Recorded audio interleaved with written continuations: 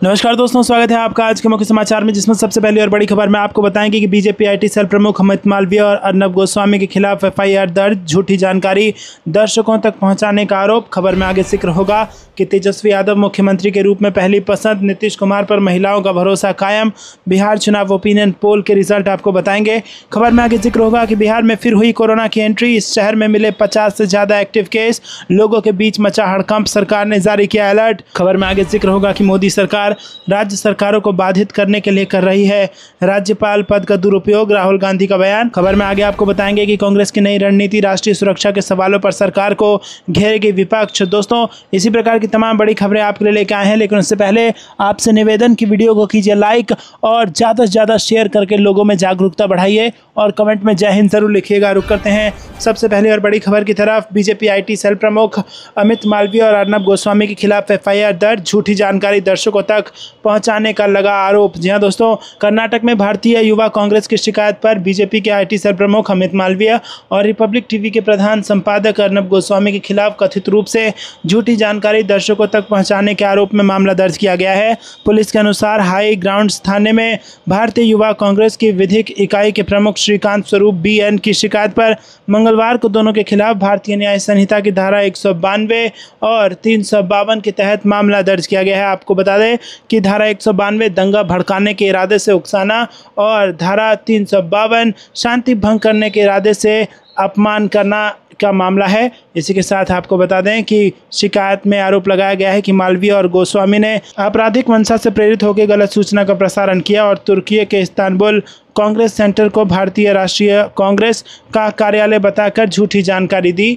स्वरूप ने कहा कि ये कृत्य आपराधिक मंशा से भारतीय जनता को गुमराह करने, एक प्रमुख राजनीतिक दल की छवि को धूमिल करने, राष्ट्रवादी भावनाओं से खिलवाड़ करने, सार्वजनिक अशांति फैलाने और राष्ट्रीय सुरक्षा एवं लोकतांत्रिक मूल्यों को कमजोर करने के उद्देश्य से किया गया। रुक करते हैं अगली ब्रेकिंग न्यूज़ की तरफ। बिहार चुनाव का ओपिनियन पोल का रिजल्ट, तेजस्वी यादव मुख्यमंत्री पद के रूप में पहली पसंद, नीतीश कुमार पर महिलाओं का भरोसा कायम। जी हाँ दोस्तों, आपको बता दें कि बिहार विधानसभा चुनाव 2025 को लेकर एक नया सर्वे सामने आया और आपको बता दें कि इंक इनसाइट के इस सर्वे में बताया गया है कि बिहार में महिलाएं एनडीए को वोट दे सकती हैं और वहीं ज़्यादातर पुरुष महागठबंधन को वोट दे सकते हैं। सर्वे में ये भी कहा गया है कि नीतीश कुमार महिलाओं की पहली पसंद हैं, युवाओं में तेजस्वी यादव ज़्यादा लोकप्रिय हैं। दोस्तों, आपको बता दें कि इंक इनसाइट की ओर से दावा किया गया है कि ये सर्वे बिहार का पहला और सबसे बड़ा ओपिनियन पोल ट्रैकर है और इस सर्वे में बिहार के 243 विधानसभा क्षेत्रों में से 194 के 5145 लोगों ने हिस्सा लिया है।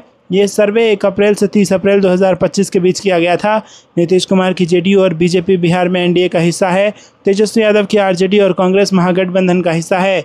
रुक करते हैं अगली ब्रेकिंग न्यूज़ की तरफ। भारत में फिर हुई कोरोना की एंट्री, शहर में मिले 50 से ज़्यादा एक्टिव केस, लोगों के बीच मचा हड़कंप, सरकार ने जारी किया अलर्ट। जी हाँ दोस्तों, आपको बता दें कि कोविड-19 इसे कभी भी भुलाया नहीं जा सकता। ये पूरे दुनिया के लिए ऐसा संकट का समय था जिससे कई लोगों को अपनी जान तक गंवानी पड़ी थी। ऐसे में अब हांगकांग और सिंगापुर जैसे दक्षिण पूर्वी एशियाई देशों में अचानक से कोविड-19 के मामले में उछाल आई है। ऐसे में इसे लेकर भारत में भी चिंता बढ़ी है। ऐसे में भारत सरकार ने इस स्थिति को गंभीरता से लेते हुए स्वास्थ्य अधिकारियों के साथ एक अहम समीक्षा बैठक की। इस मीटिंग के 24 घंटे भी पूरे नहीं हुए कि देश की आर्थिक राजधानी यानी मुंबई में कोविड के केसों में काफ़ी बढ़ोतरी देखने को मिली है। मुंबई महानगर पालिका के मुताबिक मुंबई शहर में कुल 53 कोरोना पॉजिटिव केस दर्ज किए गए हैं और इस साल के जनवरी से अप्रैल महीने तक कोरोना के केस में काफ़ी कमी थी, लेकिन मई महीने में अचानक इसमें उछाल देखने को मिला है। ऐसे में कोरोना को लेकर प्रशासन सतर्क हो गई है और कोरोना को लेकर बीएमसी ने लोगों को सतर्क रहने की सलाह दी है, लेकिन इससे लोगों को घबराने की ज़रूरत नहीं है। रुक करते हैं अगली ब्रेकिंग न्यूज़ की तरफ। मोदी सरकार राज्य सरकारों को बाधित करने के लिए कर रही है राज्यपाल पद का दुरुपयोग, राहुल गांधी का आरोप। जहां दोस्तों, आपको बता दें कि कांग्रेस के पूर्व अध्यक्ष राहुल गांधी ने राष्ट्रपति द्रौपदी मुर्मू द्वारा उच्चतम न्यायालय को भेजे गए एक संदर्भ पत्र को लेकर बुधवार को आरोप लगाया कि प्रधानमंत्री नरेंद्र मोदी के नेतृत्व वाली सरकार निर्वाचित राज्य सरकारों की आवाज दबाने और उन्हें बाधित करने के लिए राज्यपाल पद का दुरुपयोग कर रही है। राष्ट्रपति मुर्मू ने पिछले दिनों दुर्लभ स्थितियों में इस्तेमाल किए जाने वाले संविधान के अनुच्छेद 143(1) के तहत अपनी शक्तियों का उपयोग करते हुए उच्चतम न्यायालय से पूछा कि क्या राज्य विधानसभाओं की ओर से पारित विधेयकों पर राष्ट्रपति के विचार के लिए न्यायिक आदेश के जरिए समय सीमा निर्धारित की जा सकती है। तमिलनाडु के मुख्यमंत्री एम.के. स्टालिन ने इसको लेकर 16 मई को केंद्र सरकार पर निशाना साधा था। राहुल गांधी ने सोशल मीडिया मंच एक्स पर स्टालिन के पोस्ट को रिपोस्ट करते हुए आरोप लगाया कि भारत की ताकत इसकी विविधता में निहित है। राज्यों का संघ, प्रत्येक की अपनी आवाज़। मोदी सरकार उन आवाज़ को दबाने और निर्वाचित राज्य सरकारों को बाधित करने के लिए राज्यपाल पद का दुरुपयोग कर रही है।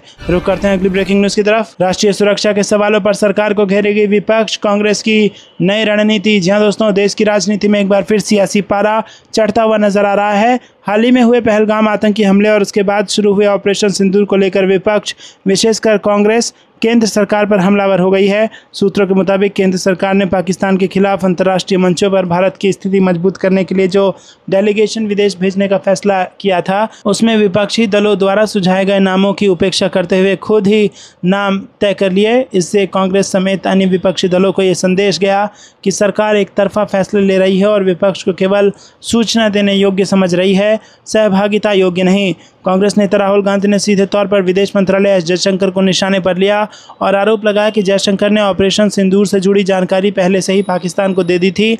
इससे आतंकियों को पहले ही भनक लग गई। हालांकि विदेश मंत्रालय ने राहुल गांधी के इस बयान को भ्रामक और तथ्यहीन बताया है, लेकिन कांग्रेस अपने रुख पर कायम है। दोस्तों, रुक करते हैं अगली ब्रेकिंग न्यूज़ की तरफ। संजय राउत ने सांसदों के प्रतिनिधिमंडल भेजने पर उठाए सवाल, कहा सरकार ने ये मुद्दे से ध्यान हटाने के लिए प्रयोग किया है। जी हाँ दोस्तों, शिवसेना यूबीटी नेता और राज्यसभा सांसद संजय राउत ने विदेशों में भारतीय सांसदों के प्रतिनिधिमंडल को भेजने पर बड़ा बयान दिया है। उन्होंने कहा कि सरकार इस तरह का प्रयोग मुख्य मुद्दों से ध्यान हटाने के लिए करती रहती है। सबसे पहले हमें पड़ोसी देश में जाना चाहिए। संजय राउत ने न्यूज़ एजेंसी से बातचीत के दौरान कहा कि चीन ने खुलकर पाकिस्तान का साथ दिया है, ऐसे में चीन जाकर पाकिस्तान को बेनकाब करना चाहिए। पड़ोसी देश आपको पूछता नहीं है, आप यूरोप, यूएस और अफ्रीकी देशों में जा रहे हैं जिनका भारत और पाकिस्तान युद्ध से कोई लेना देना नहीं है। उन्होंने कहा कि ये डेलीगेशन छोटे छोटे देशों में भेजे जा रहे हैं और इससे हमारी विदेश नीति से क्या संबंध है। खासकर भारत और पाकिस्तान के संदर्भ में पड़ोसी देश के साथ आपके रिश्ते अच्छे नहीं हैं, इसीलिए आप वहाँ नहीं जाना चाहते हैं। संजय राउत ने कहा कि केंद्र सरकार ये कैसे तय कर सकती है कि किस पार्टी से कौन सा सांसद प्रतिनिधिमंडल में जाएगा। रुक करते हैं अगली ब्रेकिंग न्यूज़ की तरफ। महागठबंधन की सरकार बनने पर महिलाओं को 2500 रुपये प्रति माह, कांग्रेस का ऐलान। जी हाँ दोस्तों, बिहार में इस साल के अंत में विधानसभा चुनाव होने वाले हैं। सभी दलों ने इसको लेकर तैयारी शुरू कर दी है और मतदाताओं को आकर्षित करने में जुट गए हैं। इसी बीच बिहार में अपनी खोई जमीन तलाशने में जुटी कांग्रेस ने महागठबंधन की सरकार बनने पर प्रति माह बिहार की महिलाओं को 2500 रुपये देने की घोषणा की है। कांग्रेस प्रदेश कार्यालय सदाकत आश्रम में आयोजित एक प्रेस वार्ता में अखिल भारतीय महिला कांग्रेस के अध्यक्ष अलका लांबा ने इसकी घोषणा करते हुए कहा कि बिहार में महागठबंधन की सरकार बनने पर ज़रूरतमंद महिलाओं के लिए माई बहन मान योजना लागू की जाएगी और हर महीने 2500 रुपये की सम्मान राशि दी जाएगी। उन्होंने ये भी कहा कि कांग्रेस पार्टी ने ये योजना कर्नाटक में शुरू की थी और ये काफ़ी सही ढंग से चल रही है। उन्होंने इसके लिए एक पोस्टर भी जारी किया है। कांग्रेस की ओर से योजना में रजिस्ट्रेशन के लिए एक मिस्ड कॉल नंबर भी जारी किया गया है। पोस्टर में लिखा है कि महागठबंधन सरकार बनने के बाद ज़रूरतमंद महिलाओं को सम्मानित 2500 रुपये महीना। इसी के साथ उन्होंने लोगों को भरोसा देते हुए कहा कि प्रत्येक महीने की पहली तारीख को 2500 रुपये महिलाओं को दिए जाएंगे। हम इसकी गारंटी दे रहे हैं। योजना के लाभ के लिए एक मिस कॉल और कुछ डिटेल की ज़रूरत होगी और ये सब करने के बाद उनका निबंधन हो जाएगा। रुक करते हैं अगली ब्रेकिंग न्यूज़ की तरफ। जयशंकर पर भड़के पवन खेड़ा, बोले पाकिस्तान को जानकारी क्यों दी। जी हाँ दोस्तों, आपको बता दें कि पाकिस्तान के खिलाफ ऑपरेशन सिंदूर और फिर सीज फायर के मुद्दे पर कांग्रेस लगातार केंद्र सरकार से सवाल पूछ रही है। इस कड़ी में कांग्रेस नेता पवन खेड़ा ने एक बार फिर मोदी सरकार को घेरा। कहा कि जब पूरा देश एकजुटता के साथ खड़ा है और हमारी सीमाएं गंभीर सुरक्षा तनाव का सामना कर रही हैं, ऐसे संवेदनशील समय में बीजेपी की सरकार चौंकाने वाली अपरिपक्वता और लापरवाही से व्यवहार कर रही है। जवाबदेही और नेतृत्व दिखाने के बजाय बीजेपी सरकार खोखले साहस और भटकाने वाले हथकंडों के पीछे छिपकर देश की जनता को गुमराह कर रही है। दोस्तों, रुक करते हैं अगली ब्रेकिंग न्यूज़ की तरफ। क्या भारत पाकिस्तान तनाव में खुली सरकार की विदेश नीति की पोल, कई तथ्यों पर वार करेगी कांग्रेस। जी हाँ दोस्तों, कांग्रेस ऑपरेशन सिंदूर के बहाने मोदी सरकार की विदेश नीति को पूरी तरह फ्लॉप साबित करने के लिए अपने तथ्यों के साथ सियासी मैदान में कूदने को तैयार है।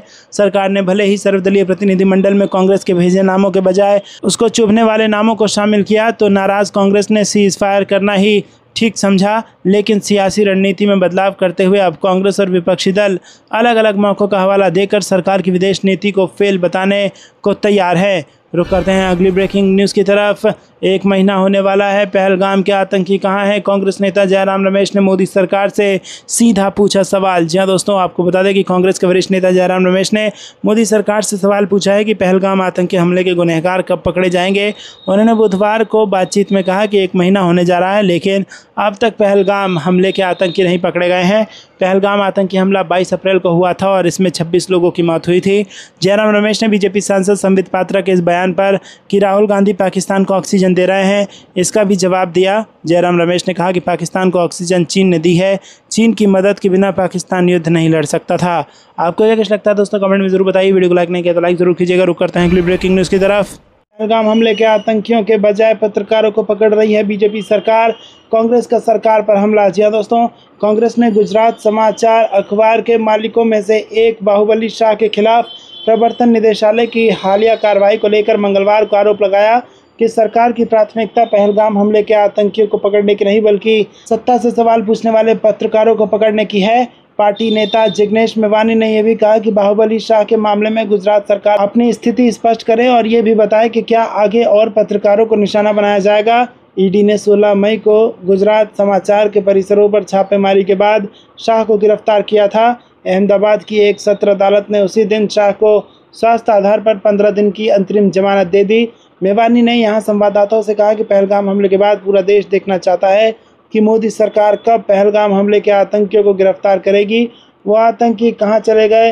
वो पाकिस्तान वापस चले गए या वो भारत की ज़मीन पर हैं? नरेंद्र मोदी और उनकी सरकार के पास इस बात का कोई जवाब नहीं है।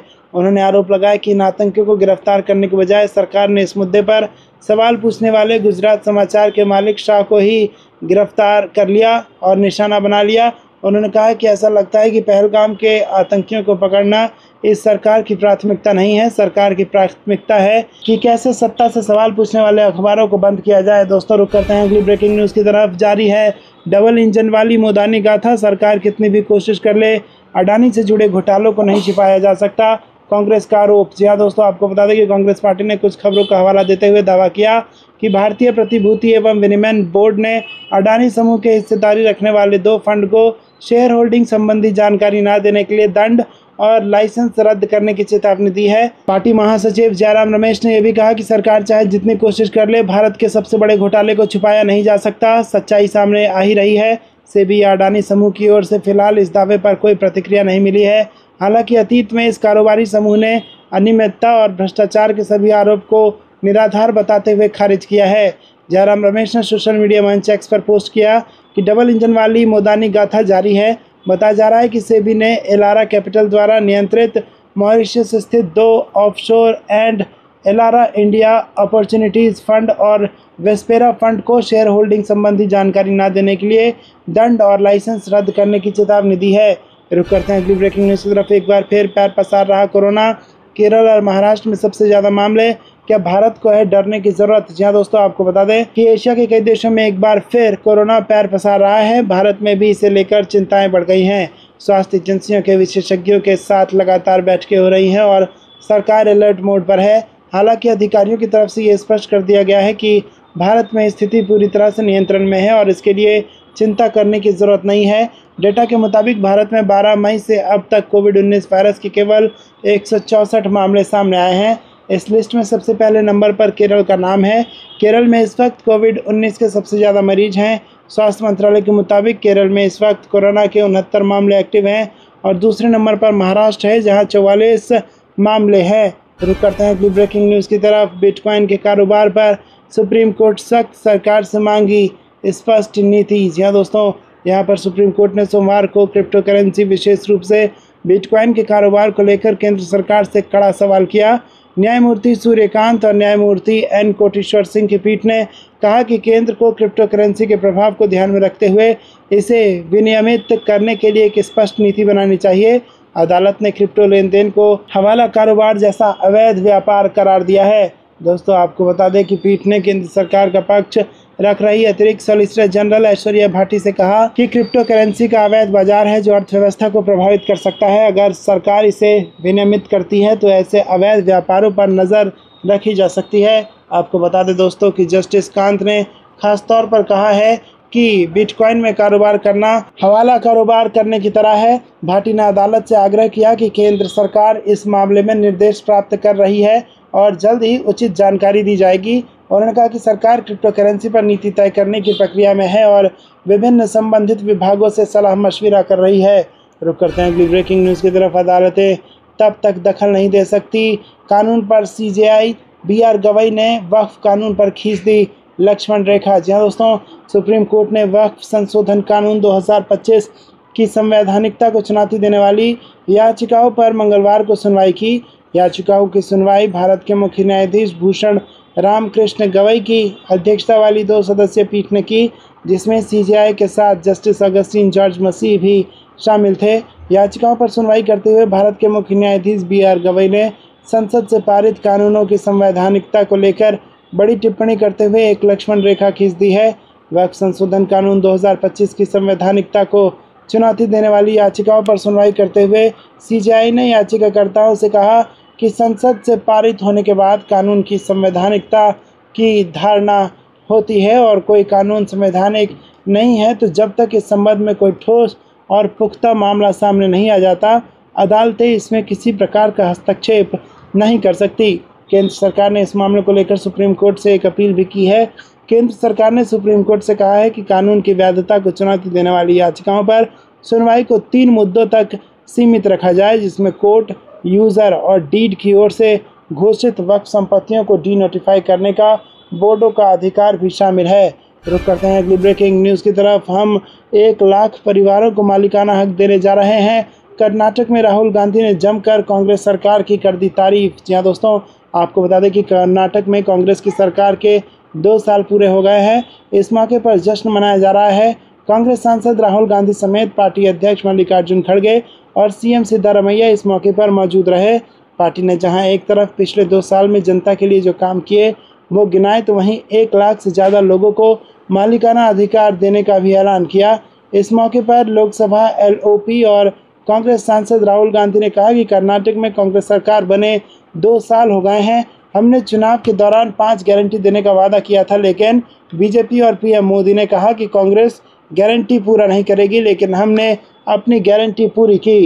राहुल गांधी ने पार्टी की कामयाबी गिनाते हुए कहा कि हमारी पहली गारंटी गृह लक्ष्मी योजना के तहत 1 करोड़ महिलाओं को हर महीने 2000 रुपये देने की थी। कर्नाटक सरकार करोड़ों महिलाओं के खाते में ये पैसा पहुंचाती है। हमारी दूसरी गारंटी गृह ज्योति योजना के तहत करोड़ों परिवारों को 200 यूनिट मुफ्त बिजली देने की थी, जो हमने पूरी की। रुक करते हैं अगली ब्रेकिंग न्यूज़ की तरफ। स्वास्थ्य मंत्री ध्यान भटकाने के लिए दूसरों पर उछाल रहे हैं कीचड़, अखिलेश यादव का आरोप। जी हाँ दोस्तों, आपको बता दें कि स्वास्थ्य सेवाओं को बर्बाद करने वाले बड़बोले मंत्री को जनता सबक सिखाएगी। विशेष संवाददाता समाजवादी पार्टी के राष्ट्रीय अध्यक्ष अखिलेश यादव ने मंगलवार को कहा कि भाजपा सरकार में प्रदेश की स्वास्थ्य व्यवस्था चौपट हो गई है। चिकित्सा और स्वास्थ्य मंत्री अपने विभागीय कार्यों में असफल होने के बाद वो ध्यान भटकाने के लिए दूसरों पर कीचड़ उछालने के कार्य में ज़्यादा रुचि ले रहे हैं। स्वास्थ्य सेवाओं को बर्बाद करने वाले बड़बोले मंत्री को जनता 2027 के विधानसभा चुनाव में जरूर सबक सिखाएगी। अखिलेश यादव ने जारी बयान में कहा कि अस्पतालों में मरीजों का इलाज कम, दुर्व्यवहार की घटनाएं ज़्यादा हो रही हैं। दोस्तों, आपको बता दें कि स्वास्थ्य विभाग भ्रष्टाचार की गिरफ्त में है। विभागीय मंत्री अस्पतालों, चिकित्सालयों की व्यवस्था सुधारने और मरीजों के इलाज के बजाय दूसरे कामों में व्यस्त हैं। उन्हें आम जनता और मरीजों की समस्याओं और परेशानी से कोई मतलब नहीं है। प्रदेश में सरकारी और निजी अस्पतालों में मनमानी चरम पर है। भाजपा सरकार मरीजों और उनके तीमारदारों को इलाज और न्याय दिलाने के बजाय पीड़ितों पर लाठीचार्ज करती है। आपको क्या कुछ लगता है दोस्तों, कमेंट में जरूर बताइए और वीडियो को ज़्यादा से ज़्यादा शेयर करके लोगों में अवेयरनेस बढ़ाइए और लाइक जरूर कीजिएगा वीडियो को। रुक करते हैं अगली ब्रेकिंग न्यूज़ की तरफ। प्रतिनिधिमंडल को लेकर कांग्रेस ने किरण रिजिजू को घेरा। ममता बोली केंद्र तय नहीं कर सकता नाम। ऑपरेशन सिंदूर को लेकर बड़ी खबर। जी हाँ दोस्तों, आपको बता दें कि कांग्रेस ने सोमवार को केंद्रीय मंत्री किरण रिजिजू के उस कथित दावे को सरासर झूठ बताया, जिसमें उन्होंने कहा था कि सरकार ने विदेश जाने वाले सर्वदलीय राजनयिक प्रतिनिधिमंडलों के लिए नाम नहीं मांगे। कांग्रेस ने कहा कि विपक्षी पार्टी से चुने गए नामों को मंजूरी न देना सस्ती राजनीति है। दूसरी तरफ पश्चिम बंगाल की मुख्यमंत्री ममता बनर्जी ने कहा कि उनकी पार्टी ने सर्वदलीय राजनयिक मिशन का बहिष्कार नहीं किया है। उन्होंने स्पष्ट किया कि टीएमसी किसी भी तरह के एक तरफा फैसले को स्वीकार नहीं करेगी। इसी के साथ आपको बता दें कि कांग्रेस महासचिव जयराम रमेश ने प्रधानमंत्री नरेंद्र मोदी पर कटाक्ष करते हुए कहा कि जिस प्रधानमंत्री ने ऑस्ट्रेलिया, अमेरिका, कतर, दक्षिण कोरिया और चीन जैसे देशों में कांग्रेस को सार्वजनिक रूप से गाली दी थी, आज वो इन प्रतिनिधि मंडलों में विपक्षी पार्टी की मदद ले रहे हैं। रमेश ने कहा कि प्रधानमंत्री ने फ़ोन क्यों नहीं उठाया और कांग्रेस अध्यक्ष मल्लिकार्जुन खड़गे और लोकसभा में विपक्ष के नेता राहुल गांधी से बात क्यों नहीं की, ऐसा करने का शिष्टाचार क्यों नहीं दिखाया। सच्चाई यह है कि देश में ध्रुवीकरण की राजनीति के कारण हमारी कहानी पंक्चर हो चुकी है और पंक्चर होती जा रही है।